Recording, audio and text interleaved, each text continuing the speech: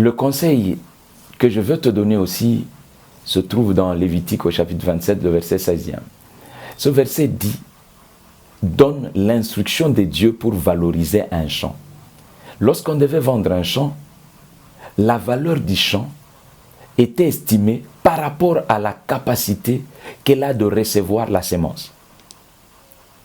Quelle que soit l'étendue du champ, mais on devrait vérifier quelle est la capacité de ce champ pour recevoir la semence. Et donc c'est la quantité de semences à mettre dans un champ qui définissait le coût du champ. Je voudrais te dire que tu es un champ. Dieu nous a fait comme des champs. Et pour que nous puissions avoir une grande valeur, nous devons être un champ capable d'être ensemencé de manière extraordinaire. Plus on peut mettre beaucoup de choses dans un champ, plus ce champ a de la valeur. Et donc, il est important que notre vie devienne une vie où Dieu est capable de déposer beaucoup de choses. Partout où Dieu peut déposer beaucoup de choses, il y a une grande valeur qui s'en dégage. Mais s'il n'y a pas beaucoup de choses qu'on peut déposer, la valeur diminue.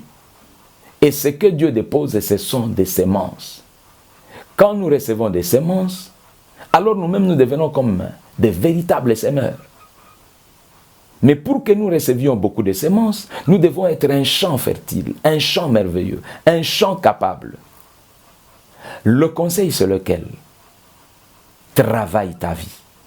Donne de la valeur à ta vie. Chaque chose que tu possèdes, travaille ça. Ne laisse pas périr les choses merveilleuses que Dieu a mises en toi. La grâce qui ne grandit pas ne peut pas amener quelqu'un à la dimension exceptionnelle. C'est pourquoi Jésus croissait en grâce et en stature. Si la grâce ne grandit pas, si le don ne grandit pas, il ne pourra pas t'amener très loin. La Bible dit que le don d'un homme lui font faire place et l'amène vers les grands. Mais il faut que le don grandisse. Le champ n'a de grande valeur que par rapport à ce qu'on peut y mettre. Ma question, qu'est-ce qu'on peut mettre au-dedans de toi? Quelle valeur tu représentes aujourd'hui? Qui peut trouver en toi la personne qui doit l'accompagner? Parce qu'il doit trouver des valeurs qui lui sont utiles. Ce monde d'aujourd'hui est un monde de valeurs. Plus tu as des valeurs, plus tu es sollicité. Qui pourra te consulter? Le monde d'aujourd'hui, c'est un monde de consultation.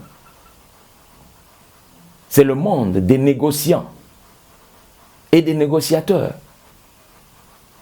Un monde de négociation. Vous devez être capable de posséder ce qu'il faut. C'est le monde des commissionnaires. Qu'est-ce que tu possèdes? Aujourd'hui, si cela ne produit rien, travaille ça. Élève le niveau des choses que tu possèdes et permets à Dieu de te donner une valeur. Il y a ce que l'on appelle la plus-value qui donne à une marchandise une valeur supérieure. Mais s'il n'y a pas de plus-value, on ne pourra plus rien faire. Je suis venu te dire que Dieu n'est pas un perdant. Dieu n'aime pas trouver ce qu'il a donné tel qu'il l'avait donné. Voilà pourquoi lorsqu'il parle des talents, il dit, tu aurais mieux fait de déposer ce que je t'avais donné dans une banque, parce que moi j'aurais trouvé cela avec intérêt. J'aurais récupéré cela avec intérêt. Dieu est le Dieu des intérêts, le Dieu de ceux qui font valoir. Et donc, lorsque tu fais valoir ce qui est en toi, tu deviens un champ qui augmente de valeur.